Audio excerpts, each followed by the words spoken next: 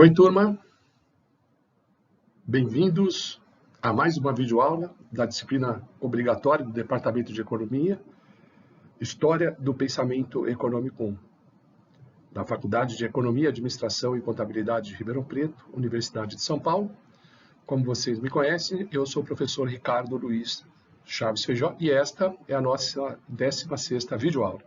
Como sempre, em algum ponto da exposição, eu ditarei uma questão que deverá ser respondida e encaminhada no prazo de uma semana. Vamos à videoaula?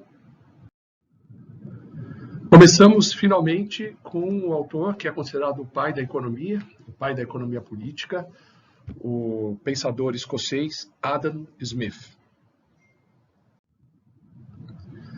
Antes de apresentar a teoria econômica, as contribuições de Adam Smith em economia, eu farei inicialmente uma exposição da obra de Smith no campo da teoria moral, da chamada filosofia moral e da filosofia da ciência. Vimos que a visão da economia no século XVIII caminhou em direção à ideia de que o sistema econômico compõe uma ordem natural. E vimos também que a economia nesse século busca se espelhar, né, nos avanços da física e das demais ciências naturais, principalmente a física newtoniana. Tá? Então, um critério de reflexão científica, né, de trabalho científico, está dado pelo sucesso na física. E os economistas do século XVIII, especialmente Cantillon e Adam Smith, vão procurar imitar o método da física. Isso é uma orientação metodológica deliberada desses grandes economistas do século XVIII. Eles acreditam que a ciência econômica também trata de fenômenos naturais. Não é mera coincidência que o campo da reflexão econômica, nessa época, atraiu gente de formação científica, por exemplo, os médicos, né? Como no caso de François Quesnay, né? E dos fisiocratas, e muitos fisiocratas. E o próprio Adam Smith tinha sólida formação em ciência natural. Ele conhecia, estudou bastante física newtoniana. Ele tinha uma boa base no campo das ciências físicas ou naturais.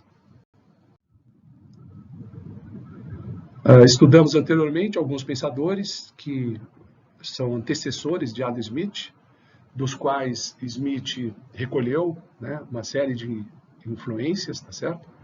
E que foram importantes na elaboração da visão de mundo e da economia de Adam Smith. Tá? Vimos, por exemplo, o francês Bois-Quélébert, que como ele via a vida econômica como sendo governada por mecanismos naturais. Vimos também a influência newtoniana em autores do começo do século em questão, como, por exemplo, em Richard Cantillon. Conforme abordado, né, Cantillon pensa a economia como Newton pensou o cosmos, ou seja, uma totalidade composta por diversos elementos interconectados e que apresenta um funcionamento racional. Assim como em Cantillon, o método newtoniano, né, a física de Isaac Newton, teve grande influência na obra de Adam Smith. Smith pode ser considerado o pai da economia. Ele é um autor do século XVIII, nasceu em 1723 e faleceu em 1790, E, sem dúvida, embora alguns digam que o William Pitt, né, o próprio Marx disse que o William Pitt era o pai da economia política, mas consideramos mais apropriado dar a paternidade ao próprio Adam Smith. Tá? O Smith é um autor que é original em muitos aspectos e também um autor de síntese. Né? Ele reuniu ideias que estavam presentes em diversos autores da sua época e deu um tratamento sistemático a elas, dentro de um sistema, dentro de uma nova agenda para os economistas. Né? Sem dúvida, boa parte das ideias smithianas já estavam presentes em autores como François Quesnay e Richard Cantillon. Né? Tem esse aspecto de pensador de síntese, mas todo grande pensador tem esse aspecto de síntese e tem a sua originalidade também. Não negamos que o esforço analítico, que a própria contribuição teórica de Adam Smith deva muito a esses outros autores do século XVIII. Né? A visão de Adam Smith tem muito desses autores. Né? Ela utilizou diversos elementos que foram fornecidos por autores que o antecederam. Ok? No entanto, a obra de Smith é uma obra original, né? É um verdadeiro tratado de economia, né, oferece um tratamento sistemático dos principais temas econômicos da época. Ele desenvolve uma agenda para os economistas. Tá? Então, sem dúvida que a obra de Adam Smith é um divisor de água no desenvolvimento do pensamento econômico. E a obra dele tem diversos méritos. Né? Primeiro, qualidade literária, ele escreve muito bem.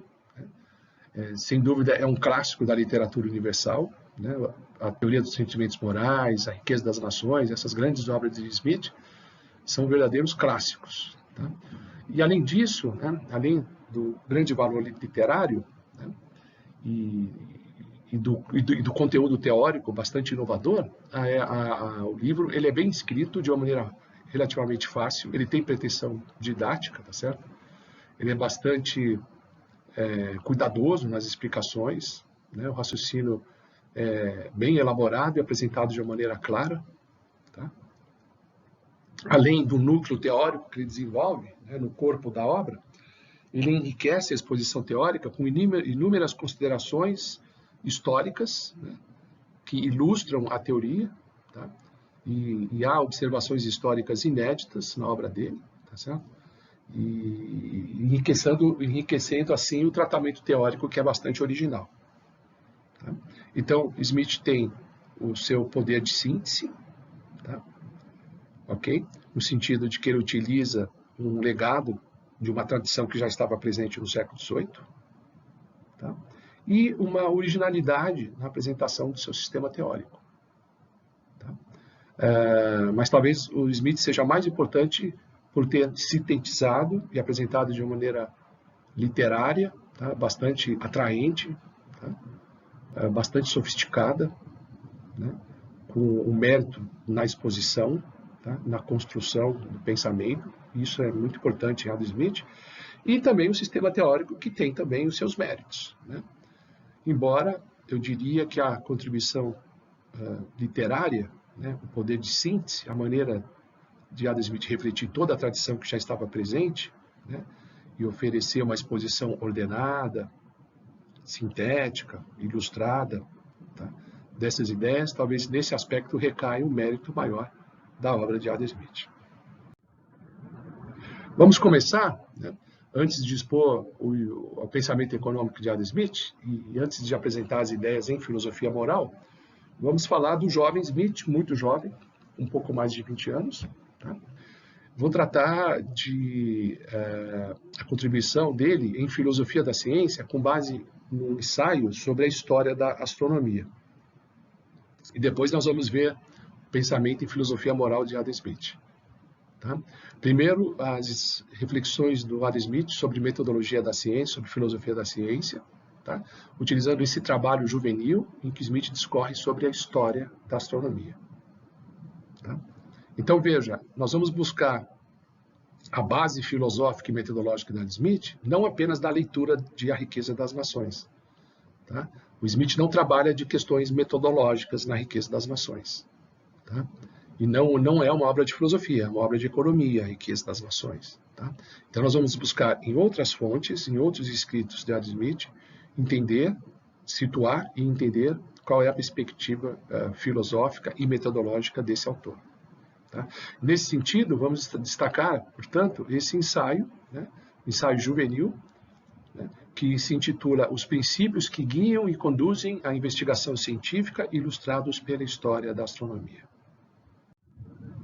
Uma obra do jovem Smith, escreveu esse ensaio entre 1746 e 1748, portanto com um pouco mais de 20 anos de idade, embora esse ensaio só tenha sido publicado 19 anos depois, tá?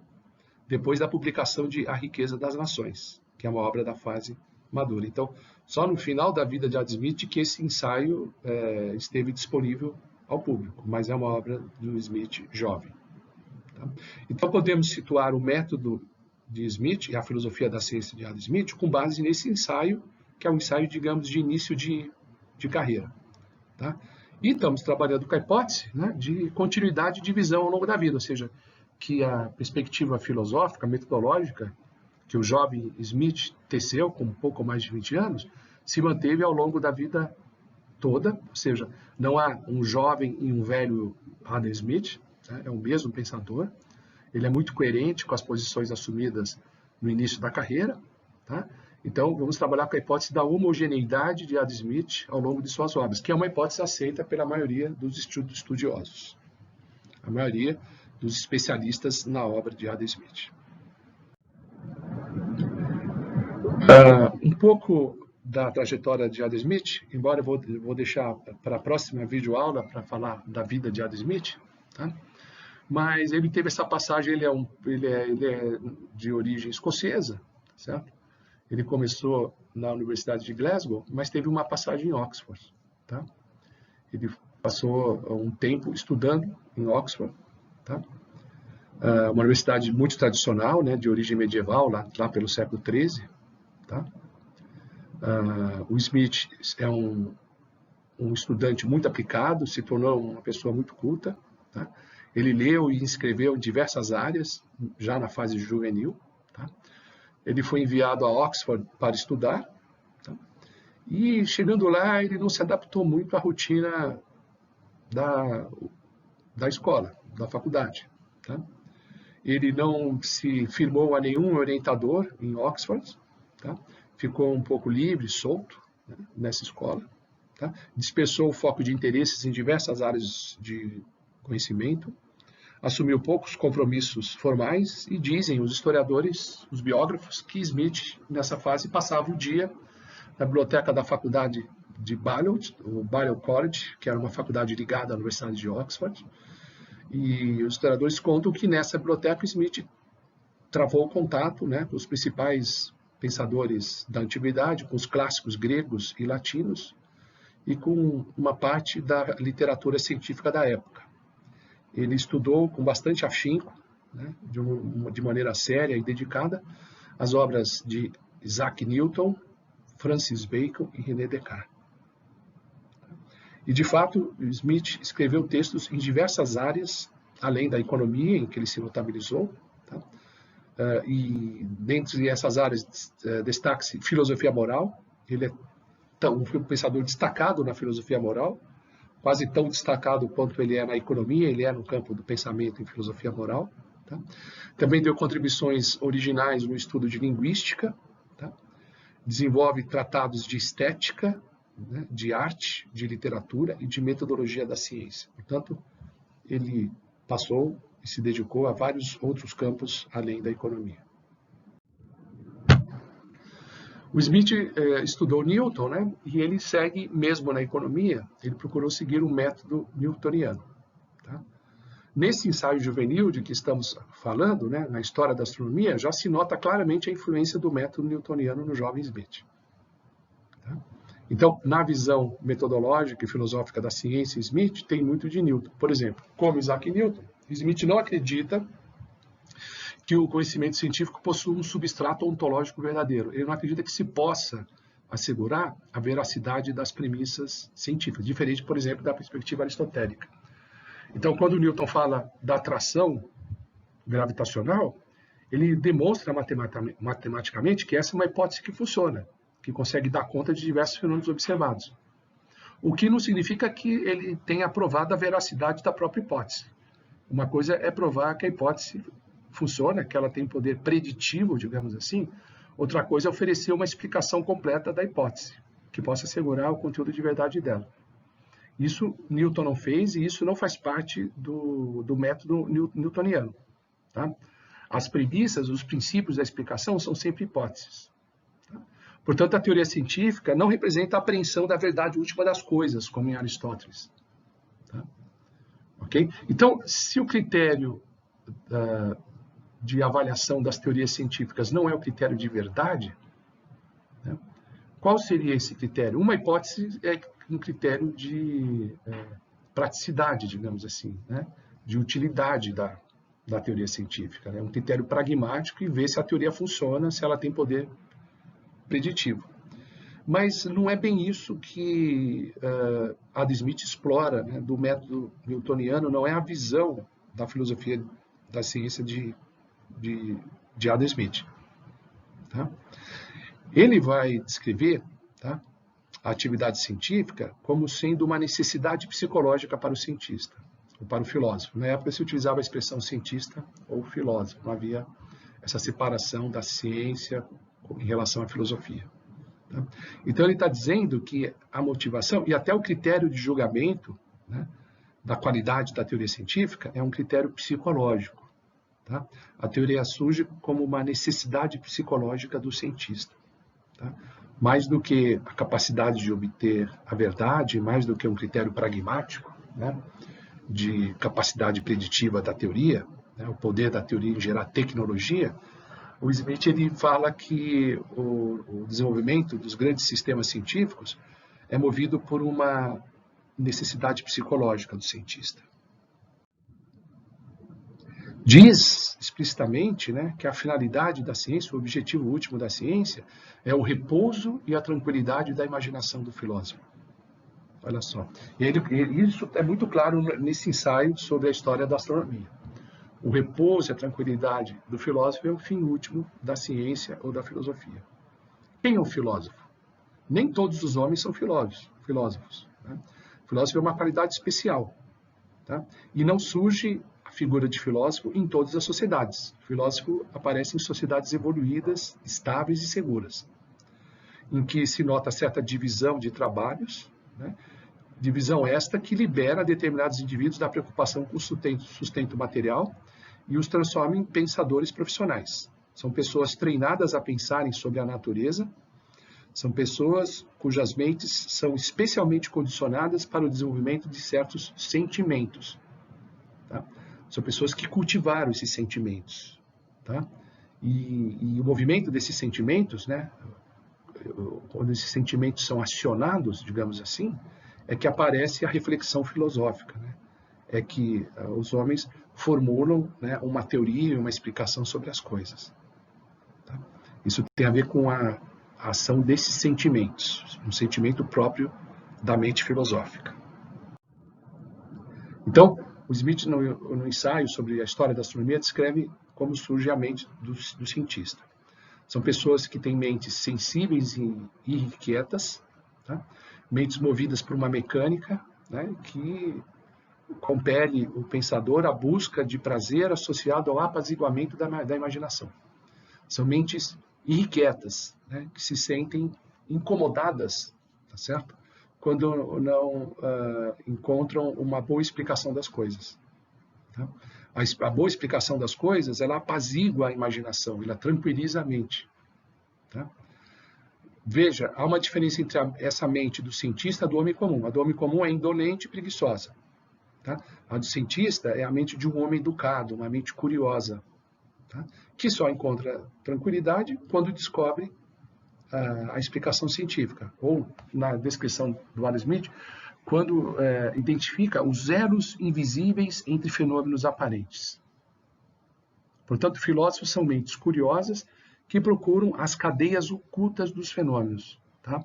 Os elos que estão por trás dos fenômenos observados. Tá?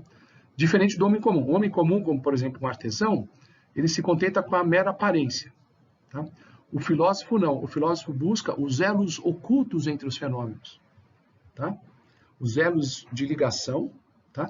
Que estão por trás da aparência e que explicam a própria aparência, explicam os fenômenos observados.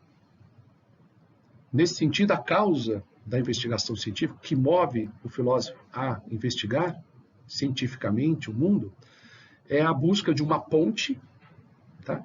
Que interligue as aparências, uma ponte entre as aparências. Tá? Veja que essa ponte, né, esses elos imaginados, né, que interligam os fenômenos observados, que interligam as ocorrências, não precisa ser verdadeiro, nem precisa ser provável. Basta que funcione para apaziguar os sentimentos. Tá? Ele deve funcionar, mas não funcionar no sentido de gerar tecnologia, não funcionar no sentido do poder preditivo, embora o método newtoniano, né, gere uma ciência com alto poder preditivo, mas o critério fundamental não é esse, o critério é psicológico. Tá? A boa explicação científica apazigua os sentimentos. Então, subjacente à metodologia ou filosofia da ciência, né, tem aí uma teoria sobre a mente do cientista ou do filósofo, que está ligado às teorias da mente em geral. o Smith está preocupado em analisar o funcionamento da mente específica do filósofo. Tá? E ele diz que no filósofo a mente é movida por sentimentos. Tá?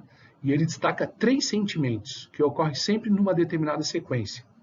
Primeiro surge na mente do filósofo o sentimento de surpresa, depois aparece o espanto, ou wonder, e finalmente o sentimento de admiração. Tá? Então, o desenvolvimento da mente científica, as fases da mente científica, ou da mente do filósofo, passam por esses sentimentos, surpresa, espanto, admiração. Tá? Então, o que Smith oferece ao descrever a mente do filósofo é a descrição da mente com base numa mecânica de sentimentos psicológicos, né, que lembra o trabalho de René Descartes. A obra bastante conhecida, né, e muito popular na época, o Tratado das Paixões da Alma, de René Descartes, tá, que busca aplicar os métodos da física a fatos humanos, tá, aplicar os métodos da física não newtoniana, da própria física cartesiana, de René Descartes. Né? E ele aplica esse método, né, das ciências naturais da física na temática psicológica, descrevendo o tratado, né, elaborando o Tratado das Paixões da Alma. Nesse tratado, Descartes também discorre sobre o processo de descoberta científica, como Adam Smith, e chega à conclusão de que a descoberta científica é movida pela ação de uma paixão fundamental, a que denomina admiratio. Comparando com Adam Smith, enquanto o Adam Smith fala em 3 sentimentos que ocorrem nessa sequência, surpresa, espanto e admiração, Descartes fala que o sentimento que move a explicação científica, né, que origina, né, é um impulso que origina a descoberta científica, é um sentimento chamado admiratio, né, que lembra o sentimento de admiração de Smith. Embora Smith também fale em 2 outros sentimentos que precedem a admiração, que seriam a surpresa e o espanto. Tá? Então, como Descartes, Smith descreve um mecanismo psicológico para a descoberta científica. Tá? Nenhum deles adota um modelo mecânico, tá, que aproxima a mente de uma máquina. Nenhum deles está dizendo que a mente funciona de uma maneira mecânica. Eu falei do mecanicismo de René Descartes, mas existe um único campo da natureza que Descartes não aplica o mecanicismo, portanto não vale a analogia mecânica, é exatamente sobre a mente. Tá? Então Descartes separa a mente de todo o mecanicismo dele. Tá? E ao explicar a mente, ele fala nesses sentimentos, né, nesse aspecto psicológico dela, tá? O desenvolvimento desse sentimento. Então, existe um mecanismo psicológico por trás da descoberta científica, mas não é uma explicação mecânica da mente. É simplesmente uma explicação que descreve, né, o funcionamento desses sentimentos, como que eles acionam a mente na busca da descoberta científica. Então, mesmo Descartes, né, que era um mecanicista na sua física, né, não segue um modelo mecanicista da mente. Tá? Há, inclusive, Descartes o que se chama de dualismo metafísico. Né? Ele separa a mente das várias outras substâncias que preenchem todos os corpos, tá? E de forma que a mente, por ser de outra substância, não pode ser explicada como um sistema físico, não se pode oferecer uma explicação, ou não se deve fornecer uma explicação mecanicista da mente. Tá?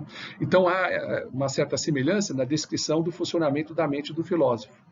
Tá? Mas a teoria do Smith sobre a filosofia da ciência, né, sobre a descoberta científica, não é igual à de Descartes. Tá? Okay? O método é distinto entre Smith e Descartes. Inclusive, Smith não adere ao racionalismo cartesiano. Ele não acha que a ação da razão, certo, possa assegurar a veracidade das premissas científicas, né? Inclusive Smith, como um bom newtoniano, nem acredita que as premissas da ciência sejam verdadeiramente, né, seguras, que elas sejam realmente verdadeiras. Tá? Smith dá muita importância aos dados dos sentidos e às observações dos fenômenos. Nesse sentido, ele guarda uma proximidade também com os métodos de Bacon e Locke, dentro da tradição britânica, né, de se fazer ciência, enquanto Descartes é uma outra tradição que está associada com esse racionalismo, né, que teve muita força na França e nos países da Europa continental, tá, cuja base da ciência está mais no racionalismo do que no empirismo. Portanto, vamos, após a identificação dessa explicação básica, né, da descoberta científica, da criação científica a partir da sucessão de sentimentos, vamos descrever cada um desses sentimentos. É isso que Smith faz na história da astronomia. Tá?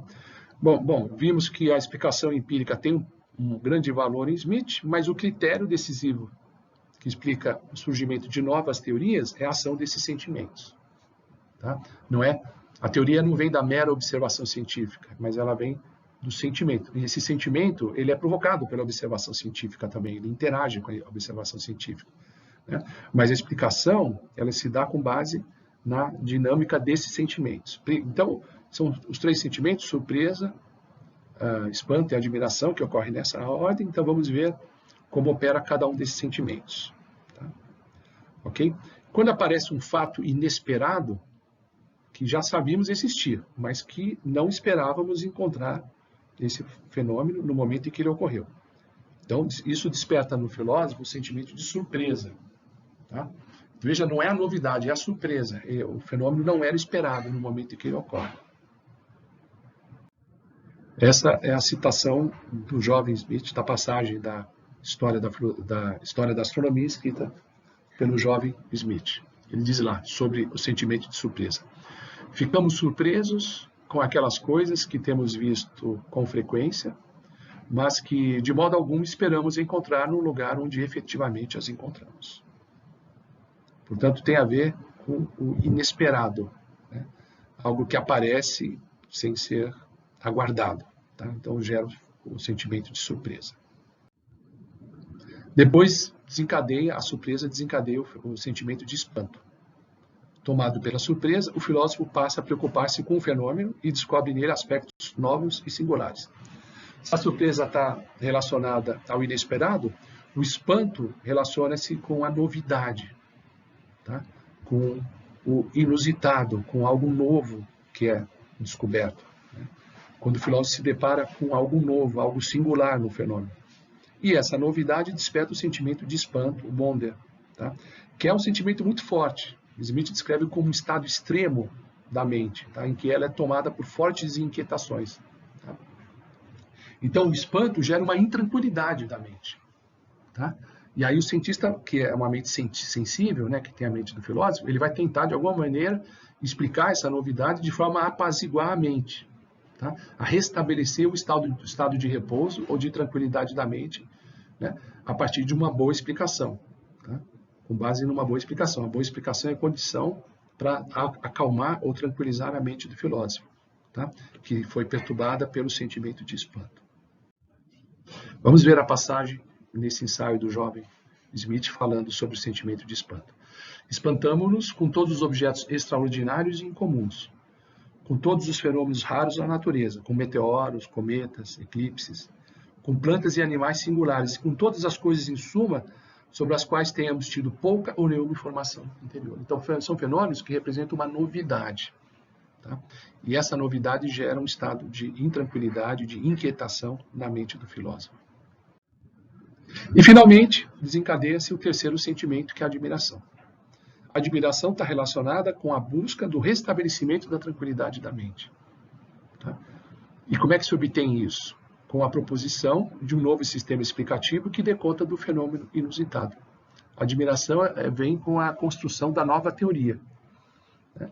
Quando o cientista é capaz de enquadrar o fenômeno novo, né, dentro de um sistema, né, dentro de um conjunto de premissas da explicação, né, quando ele mostra como que a novidade se encaixa na visão do mundo, né, na ordem da natureza, mesmo que ele tenha que fornecer uma nova descrição dessa ordem, né, uma nova concepção do sistema, e a explicação muitas vezes leva a novos sistemas, tá certo?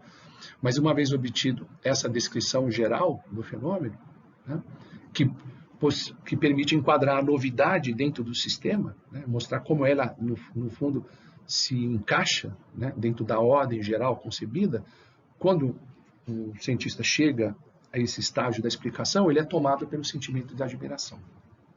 Então, com ele, as aparências até então estranhas e desconexas são integradas como consequência lógica de uma nova construção explicativa. a mente volta a repousar em sua tranquilidade e o novo sistema explicativo desperta o sentimento de admiração. Tá? Então, a grandeza, a beleza do novo quadro contemplado pela nova teoria desperta o sentimento de admiração.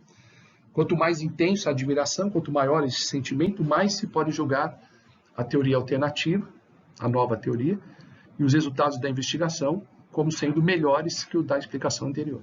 Tá? Então, quanto melhor o sentimento de admiração, quanto mais intensa a admiração, melhor é a qualidade da nova explicação científica.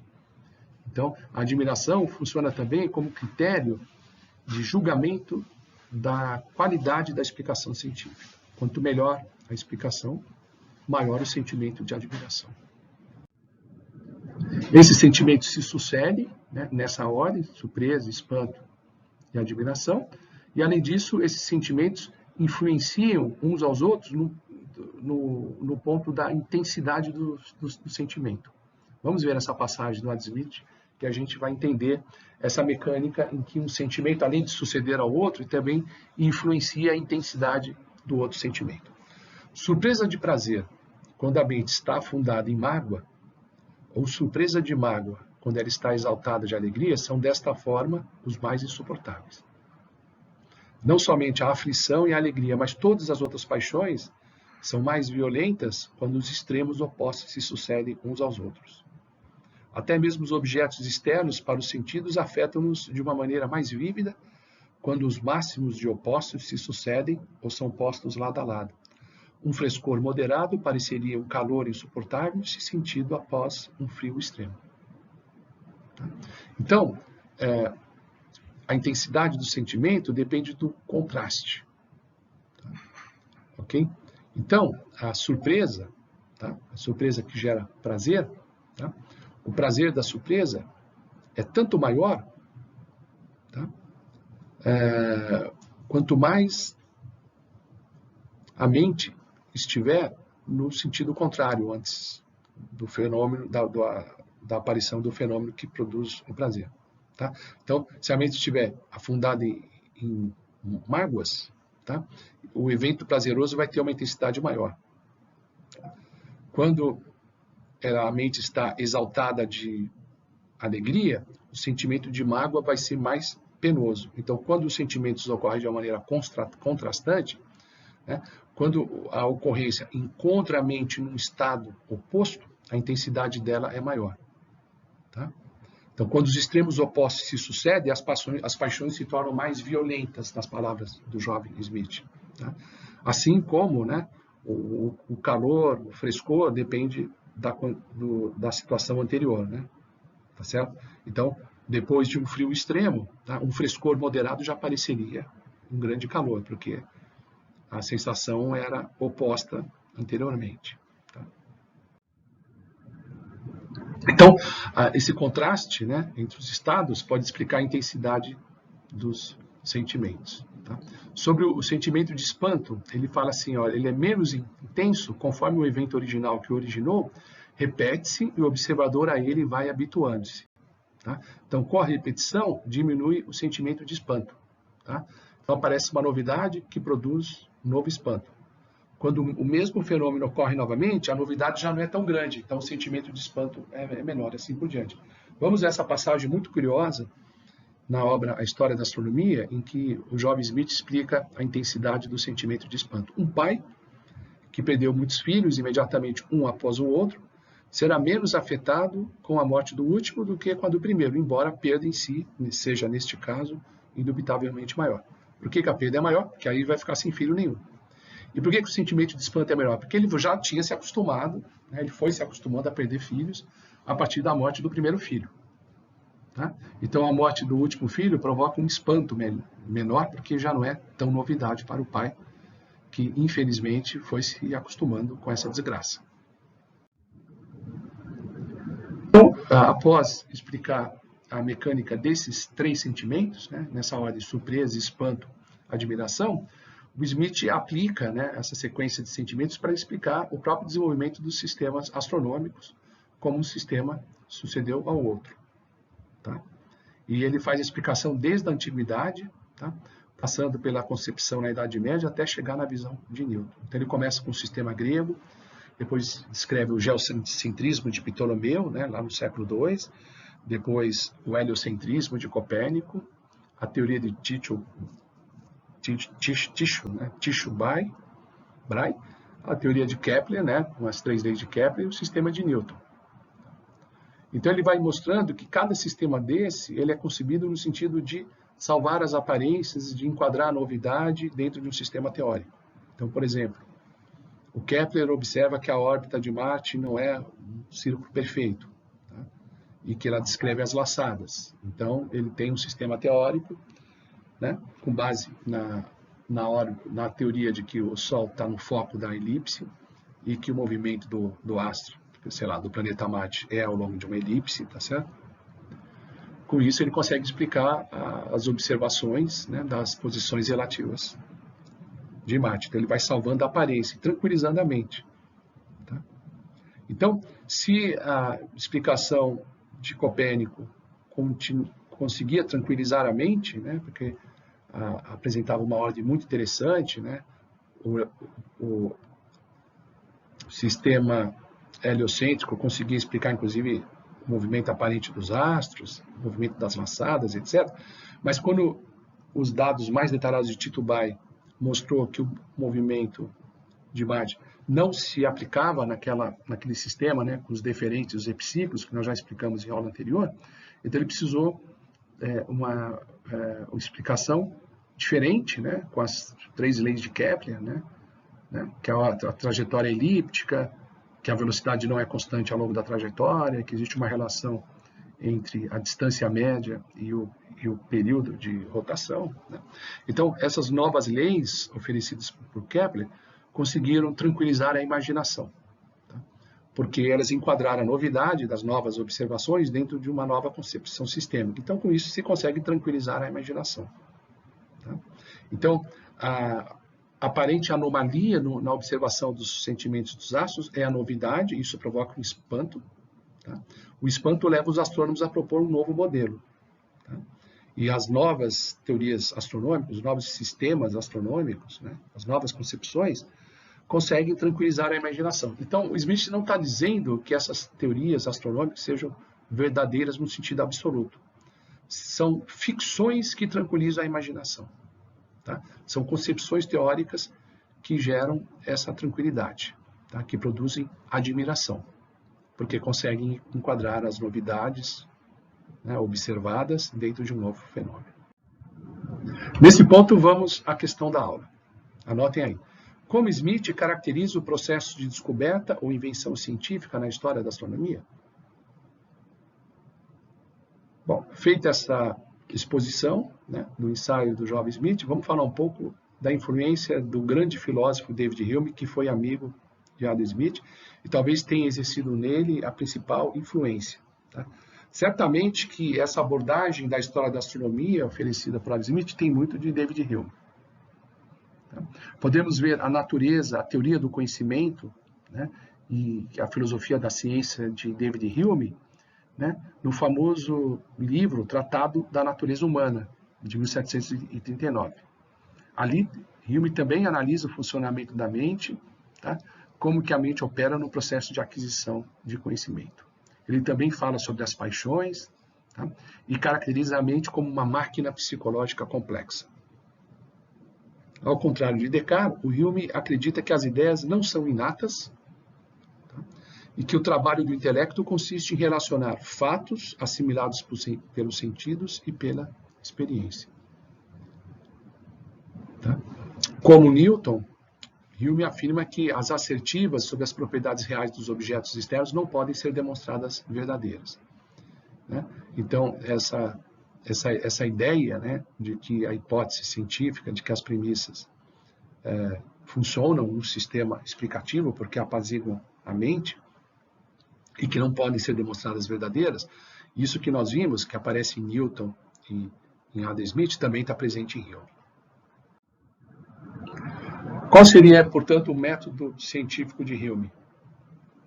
Hume é cético em relação às pretensões do empirismo baconiano.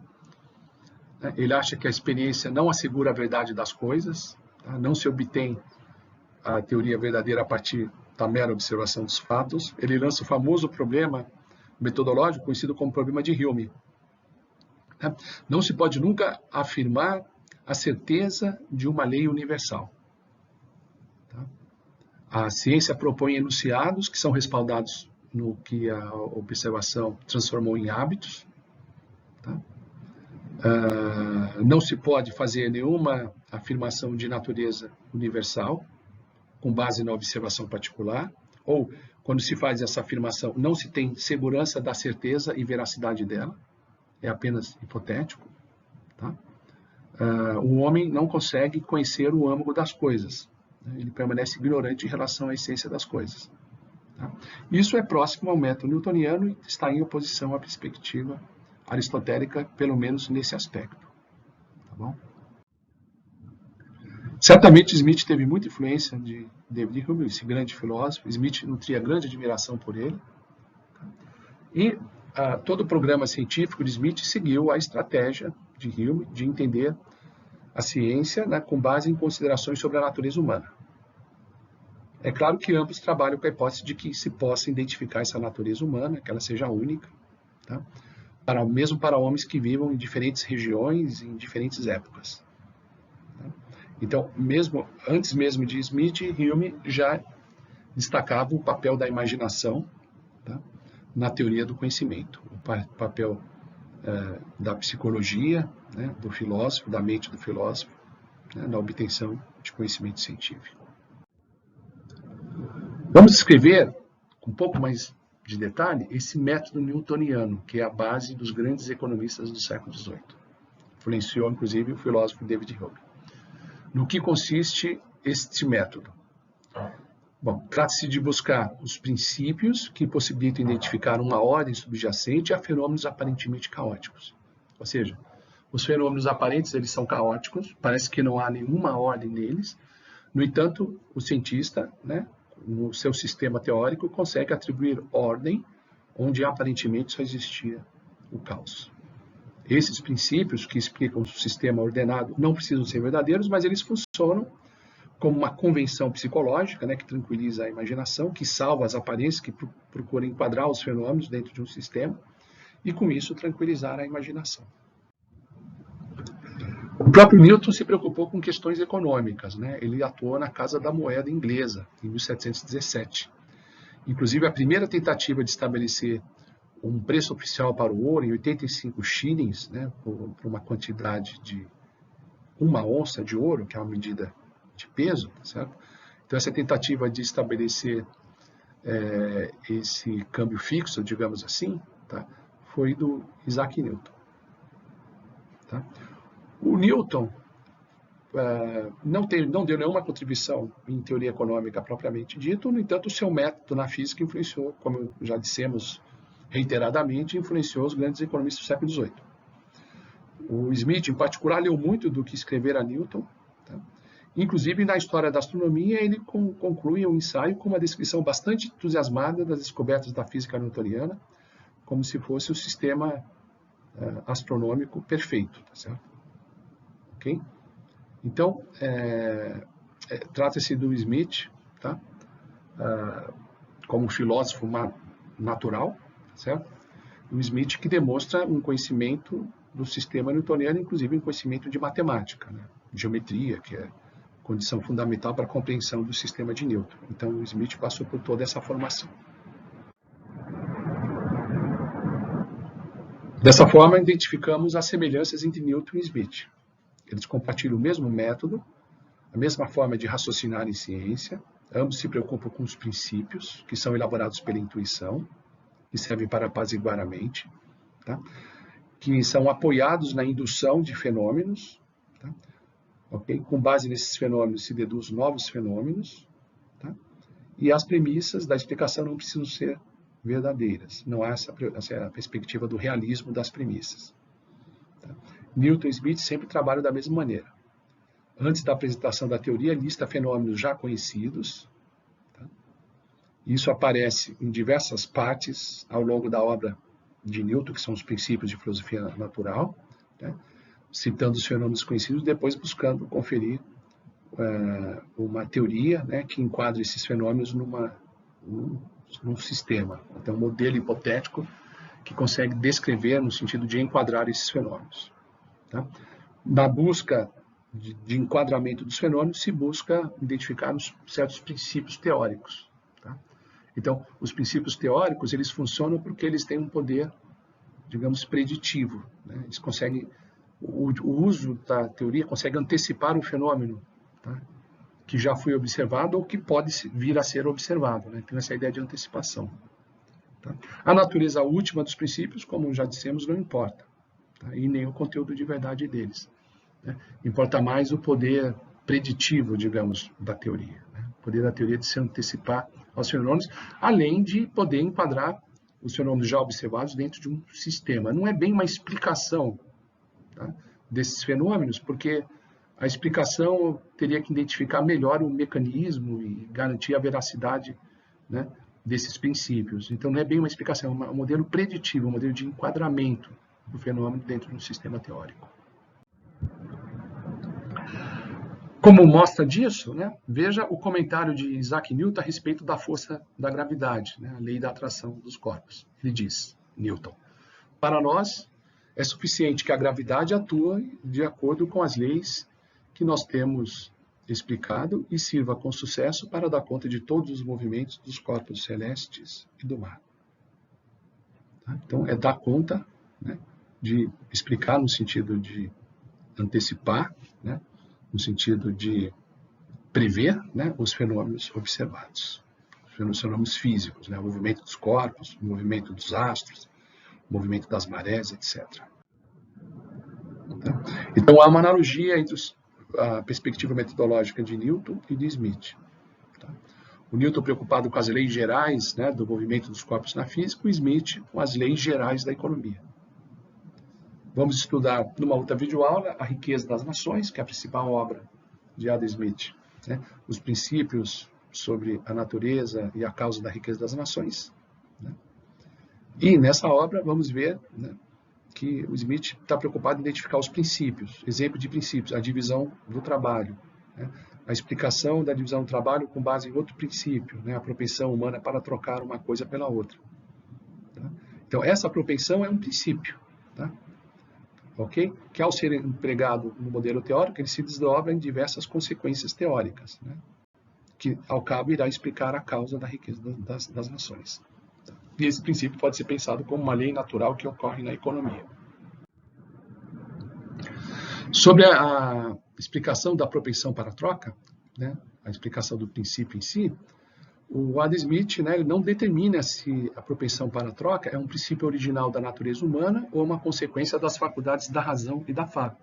E conclui dizendo, na Riqueza das Nações, que essa questão não pertence ao presente objeto de estudo. Ora, por que o Smith não se preocupa em explicar a propensão para as trocas? Porque, como bom newtoniano, o princípio tem um papel hipotético. Tá? Ele até poderia, em outro contexto, né, falar mais sobre essa propensão para a troca. Tá? Mas, na própria Riqueza das Nações, não tem nenhuma intenção ou tentativa de provar a veracidade do princípio, né? Okay? Simplesmente ele é empregado no sistema teórico. Tá? A existência desse princípio ele é postulado, tá? E articulado no modelo teórico que leva a conclusões que dão conta de explicar a realidade aparente. Então a gente vê na principal obra econômica de Smith o emprego do método newtoniano.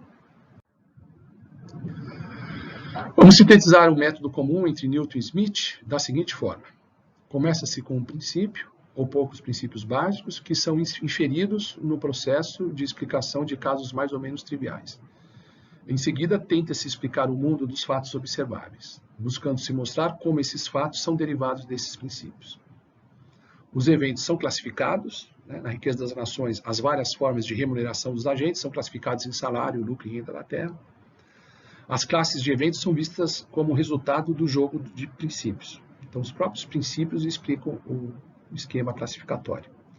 A teoria procura elaborar um sistema no interior do qual operam os princípios elementares, de tal forma que fenômenos que pareciam os mais inexplicáveis são todos deduzidos com base nos princípios e atados a uma única cadeia.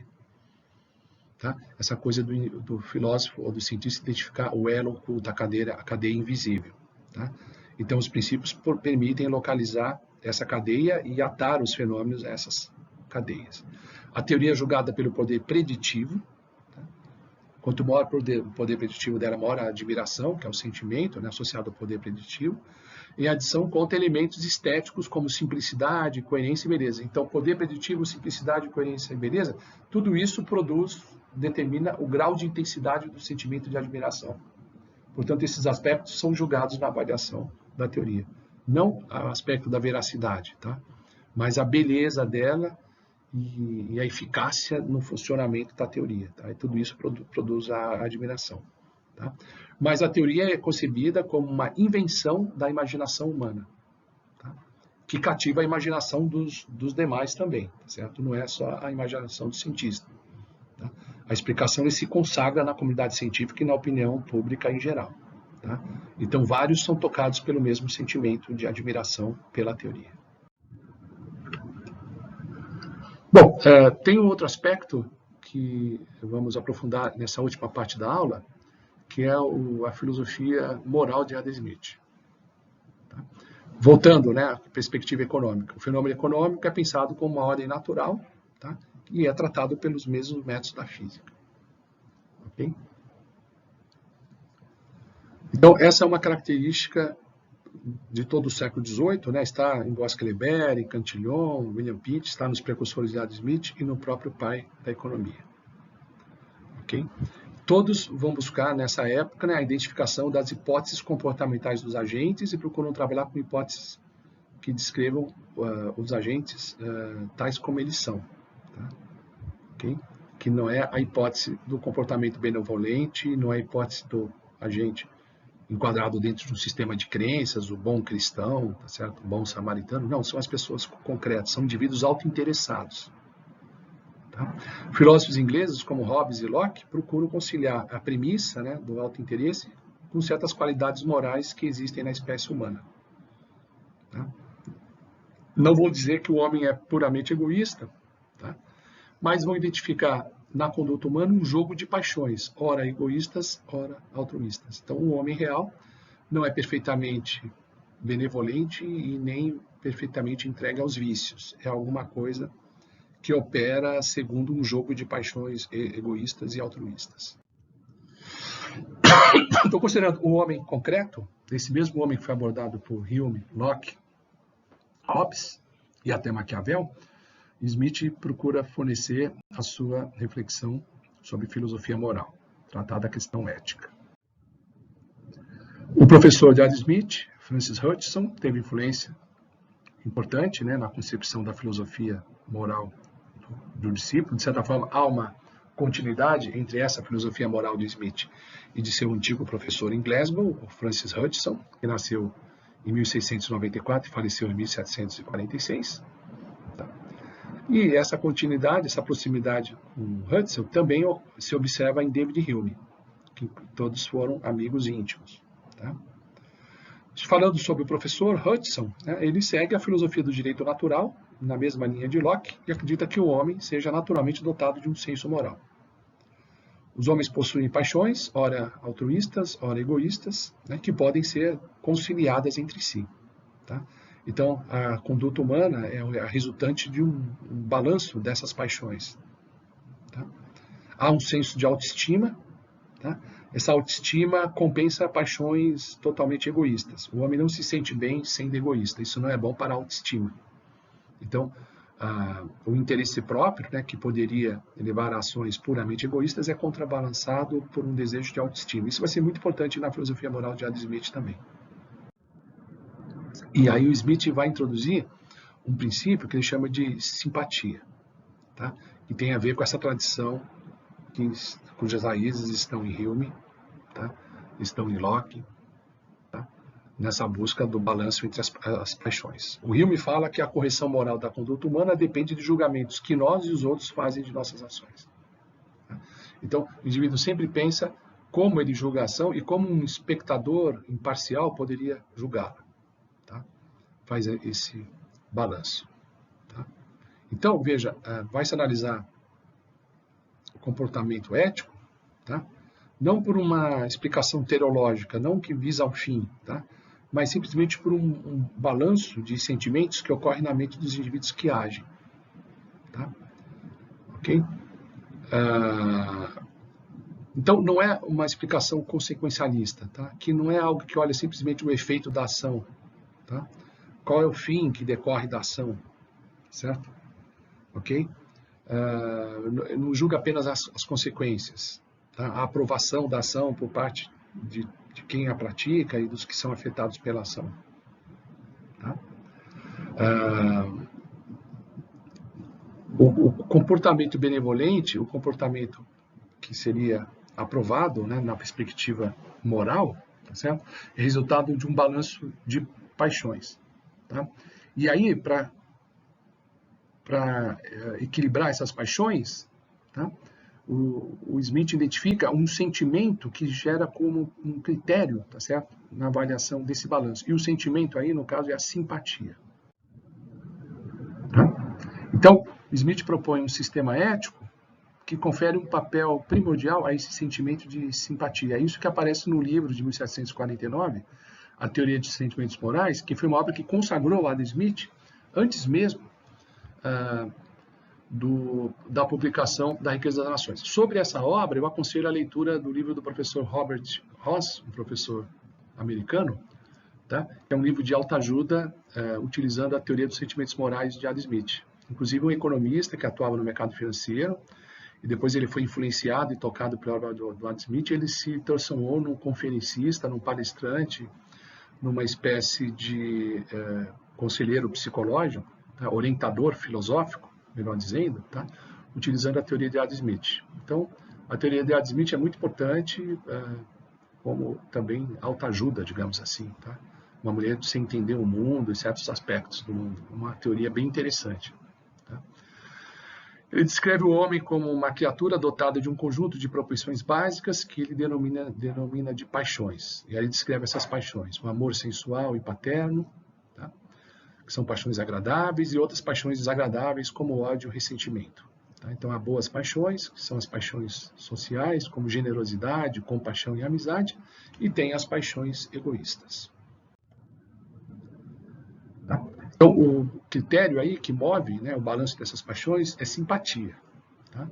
O que é a simpatia? Simpatia é a expressão grega que corresponde à expressão latina compaixão, que é sofrer com o outro, né, se preocupar com o outro. Né? A participação efetiva dos sentimentos do outro. Tá? A capacidade de sentir junto com o outro, de partilhar a alegria que o outro sente ou a tristeza. Em geral, compaixão está mais associado à tristeza. Né? A simpatia pode ser qualquer sentimento, né? Simplesmente a capacidade de sentir com o outro. Tá? Sair da prisão do eu, tá? E ser capaz de ver na perspectiva de outra pessoa. Essa é a simpatia. Então, a simpatia é o sentimento que é responsável pelo equilíbrio das paixões. Tá? As paixões se contrapõem, tá? E a mente do indivíduo, né, que busca, né, a perfeição moral, ela opera no sentido de oferecer um balanço estável nessas paixões. Tá? E o equilíbrio de paixão, quando cada indivíduo busca pela ação do sentimento de simpatia equilibrar as paixões, o resultado disso, no plano social, é um sistema em harmonia. Tá? É uma vida moral harmônica. Tá? Então, cada indivíduo nessa vida harmônica, né, controla as suas paixões, tá? Movido pelo sentimento, pelo princípio da simpatia, tá certo? Que opera da seguinte maneira: quer dizer, quando percebemos a desaprovação de nossas condutas, isso desencadeia sentimentos desagradáveis e o indivíduo procura eliminar esses sentimentos, corrigindo a conduta, de forma a atrair sentimentos de aprovação. Então, o homem virtuoso observa o juízo que os outros fazem dele e procura ajustar constantemente seu comportamento de modo a conseguir, como diz Adam Smith, ocupar um lugar de honra na mente do semelhante. Tá? Então, esse indivíduo não é um indivíduo exatamente benevolente, mas não é um indivíduo apenas autointeressado. Ele leva em conta a avaliação que o outro faz de sua conduta. Tá? Isso parece em oposição ao que vai aparecer depois na Riqueza das Nações, porque lá ele fala muito que não é necessário o comportamento benevolente, tá certo? que se você supuser que cada indivíduo é autointeressado, e você pode interpretar isso como cada indivíduo faz um cálculo egoísta procurando maximizar sua riqueza,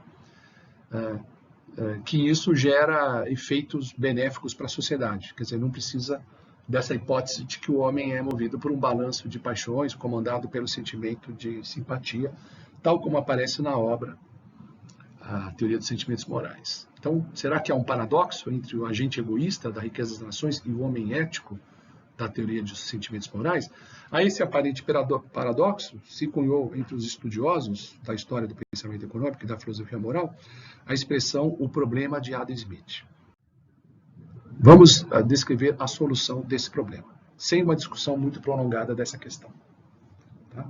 Hoje em dia se aceita que não se trata de uma contradição, que não existe exatamente esse problema, que a perspectiva de Adam Smith na teoria dos sentimentos morais pode ser reconciliada com a hipótese do homem, do comportamento humano na obra A Riqueza das Nações. Tá? Para tanto, né, para se entender como essas duas perspectivas elas são compatíveis, né, parte-se do seguinte aspecto. Né? Vamos distinguir motivações e efeitos concretos das condutas humanas. Tá? No plano abstrato da teoria moral, como se julga o mérito da ação pela intenção do agente. Tá? Nas circunstâncias concretas da sociedade, como se julga esse mérito pelas consequências efetivas que a ação, tá certo? Exerce, né, no julgamento do outro. Tá? Então, de um lado, vamos julgar a intenção do agente, ok? Levando em conta a influência do julgamento do outro, da ação. Tá? Então, condutas que produzem prazer devem ser avaliadas, né, de modo independente da intenção original. A busca exclusiva por riqueza, por exemplo, não tem mérito intrínseco, tá? Mas pode angariar a aprovação dos demais, tá? Pelos efeitos benéficos que a riqueza pessoal produz na sociedade. Os homens buscam a riqueza a fim de ostentarem símbolos de status social e obter a admiração e o respeito dos demais. Os homens, porém, ao procurarem seguir essa estratégia, não se destacam realmente da multidão e a posição de honra que vierem a ocupar terá sempre um caráter efêmero. Contudo, na prática, o limite da razão humana compele os homens a cometerem o mesmo erro sistematicamente, e assim temos um sistema econômico movido pelo alto interesse.